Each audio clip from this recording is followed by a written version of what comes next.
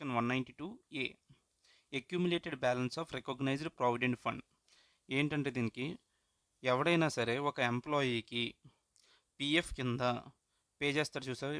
నేను ఒక కంపెనీలో వర్క్ చేస్తున్నాను. ఆ కంపెనీలో వాడు ఏం చేస్తాడు, నాకు ఎవరి మంత్ శాలరీతో పాటు వాడు పిఎఫ్ కూడా నా పిఎఫ్ అకౌంట్లో డిపాజిట్ చేస్తాడు. అయితే ఆ పిఎఫ్లో ఉన్న అమౌంట్ ఎంప్లాయీ తీసుకోవాలనుకుంటే అది కూడా అమౌంట్ 50,000 దాటితే అప్పుడు వాడి మీద టీడీఎస్ అనేది అప్లికబుల్ అవుతుంది.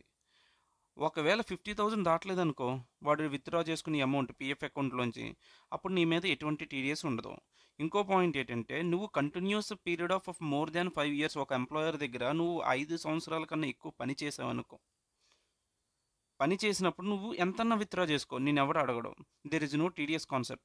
ఒకవేళ నువ్వు నీ ఎంప్లాయర్ దగ్గర లెస్ దాన్ 5 years పని చేసి నువ్వు అమౌంట్ విత్డ్రా చేసుకుంటే ఆ అమౌంట్ కూడా అప్ టు 50,000 ఈజ్ ఎగ్జామ్ట్. 50,000 కాకుండా 60,000, 80,000 అలా 50,000 ఎప్పుడైతే దాటుతుందో అప్పుడు ఎంప్లాయర్ అనేవాడు ఏం చేయాలి, టీడీఎస్ అనేది డిడక్ట్ చేయాలి. ఓకే, అదే చెప్తున్నాను. TDS only if amount taxable in the hands of employee renders less than 5 years of service. ఎప్పుడు టీడీఎస్ అప్లికబుల్ అవుతుంది నీ మీద, నువ్వు 5 సంవత్సరాల కన్నా తక్కువ పని చేసినప్పుడు మాత్రమే నీ మీద టీడీఎస్ అనేది అప్లికబుల్ అవుతుంది. ఓకే, దీని మీద క్వశ్చన్ చూద్దామా. ఇది ఐసీఏ స్టడీ మెటీరియల్లో ఇల్లుస్ట్రేషన్ క్వశ్చన్ అన్నమాట. ఇది ఇల్లుస్ట్రేషన్. ఓకే, ఏం లేదురా, ఒక శర్మ అని ఒక ఎంప్లాయీ ఉన్నాడు. ఆయన ఎక్కడ పనిచేస్తున్నాడు, ఏబీసీ లిమిటెడ్ అనే కంపెనీలో పనిచేస్తున్నాడు. ఎప్పటి నుంచి, ఏప్రిల్ 2020లోంచి పనిచేస్తున్నాడు. 2024లో రిజైన్ అయిపోయాడు మనిషి. ఆయన రిజైన్ అవుతూ 60,000 పిఎఫ్ అకౌంట్లో ఉన్న డబ్బులు తీసుకున్నాడు. ఓకే, ఇప్పుడు ఈ వ్యక్తి మీద మనం చాప్టర్ ఏదో ఈ ఏమంటారు 17B అనేది అట్రాక్ట్ అవుతుందా లేదా, what is the net amount receivable by the payee. ఒకవేళ అట్రాక్ట్ అయితే వాటికి నెట్గా ఎంత వస్తుంది అమౌంట్. ఇటువంటి క్వశ్చన్లో మనం వెంటనే ఏం చెప్పాలి, ఇది సెక్షన్ 192A సంబంధించిన question, recognised provident fund related. Okay, అయితే ఇక్కడ ఫస్ట్ 2 క్వశ్చన్లు అడుక్కోవాలి.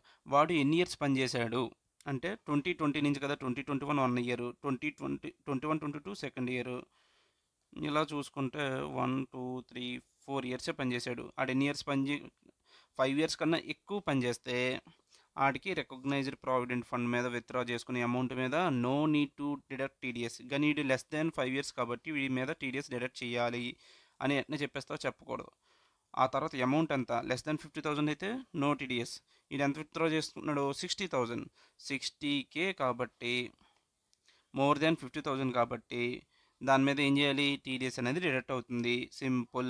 Yes, TDS is deducting. ఎంత పర్సెంటేజ్, 10%.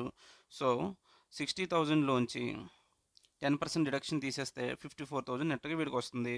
బాబు మిస్టర్ శర్మ గారు, మీరు ఎంత పే చేస్తారంటే 6,000 టీడీఎస్ డిడక్ట్ చేసి మిగిలిన డబ్బులు ఇంటికి పట్టుకు వెళ్ళిపోండి అని చెప్పి మనం నీట్గా చెప్పాలి. Okay, that's it. ఈ సెక్షన్ మాట్లాడుకున్నప్పుడు ఒక పాయింట్ డిస్కస్ చేసుకుని మర్చిపోయాం. ఏంటి, ఒకవేళ వాడు పాన్ అనేది ఇవ్వకపోతే అప్పుడు కూడా 10% ట్యాక్స్ రేట్ ఉంటుందా, టీడీఎస్ రేట్ 10% అప్లికబుల్ అవుతుందా అంటే కాదు. ఒకవేళ నేను పాన్ అడిగినప్పుడు నువ్వు సబ్మిట్ చేసావు అనుకో, పాన్ అడిగిన వెంటనే సబ్మిట్ చేస్తే నీకు ఎంత పర్సెంటేజ్, 10%. ఒకవేళ నువ్వు పాన్ ఇవ్వలేదనుకో, అప్పుడు ఏం చేస్తావు అంటే నీకు 20% అనేది అప్లికబుల్ అవుతుంది. అంతే, అంతమించి ఇంకేమవుతుంది. సో ఇక్కడ పాన్ అనేది ఇవ్వకపోతే 20%, పాన్ ఇస్తే 10%. Okay, let's go and solve question. Let's go and solve question number 40 from Atul sir book.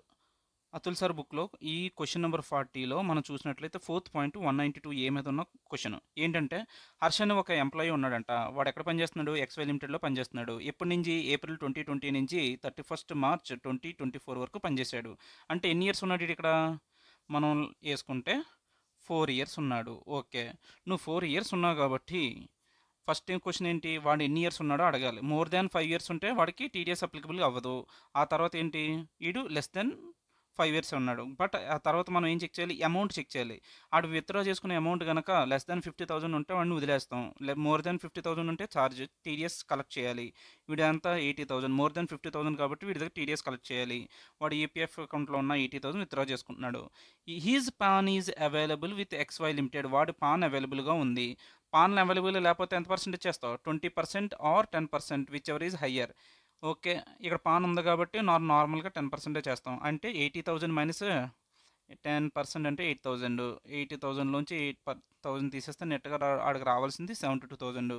ఇక్కడ వారికి ఎంత చార్జ్ చేస్తామంటే 8,000 అనేది టీడీఎస్ చార్జ్ చేస్తాం. అంతే, ఇంకేం లేదు డిస్కషన్.